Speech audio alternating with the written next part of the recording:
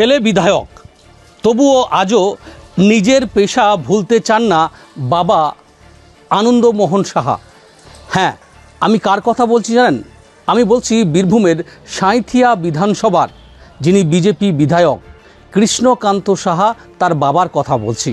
তার বাবা আনন্দমোহন সাহা বীরভূমের মোহাম্মদ বাজার ব্লকের দেউচা বাজার এলাকায় গেলেই দেখা মিলবে এই আনন্দবাবুর একটি চা এবং তেলে ভাজার দোকান, যেখানে দীর্ঘদিন ধরে বংশ পরম্পরায় পরিবারের হাল ধরার জন্য এই আনন্দমোহন সাহা তিনি সেখানে চা তেলে ভাজা মুদিখানার দোকান খুলে বসে আছেন। কিন্তু অনেকেই ভেবেছিলেন যে ছেলে বিধায়ক হওয়ার পর হয়তো এই দোকানপাট গুটিয়ে যাবে, কিন্তু না। আনন্দমোহন সাহা তাঁর বক্তব্য, তিনি যেটা বলছেন, ছেলে বিধায়ক হয়েছেন, সাঁইথিয়া বিধানসভার বিজেপি বিধায়ক হয়েছেন। অবশ্যই তাকে বিধায়ক করেছেন কারা? সাধারণ মানুষ, জনগণ। কৃষ্ণকান্ত সাহা আজ শুধু আমার ছেলে নয়, জনগণের ছেলে। মানব সেবায় সে বিধায়ক হয়েছে। কাজেই আনন্দমোহন সাহা অর্থাৎ আনন্দবাবু তিনি তার এই যে তেলে ভাজা বা চায়ের দোকান বন্ধ করতে চান না।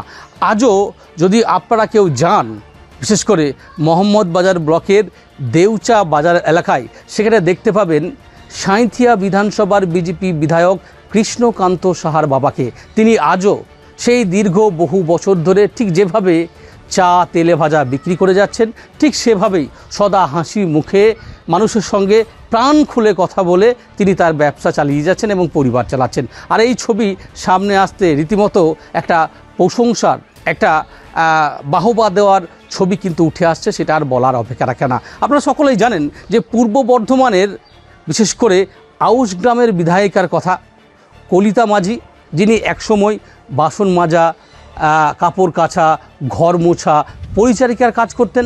তিনি সেখান থেকে সরাসরি হয়েছেন রাজ্যের আবাসন মন্ত্রী। ঠিক সেই রকমই একটা গল্প, সেই গল্পটা হলেও বাস্তবে কিন্তু সত্যি।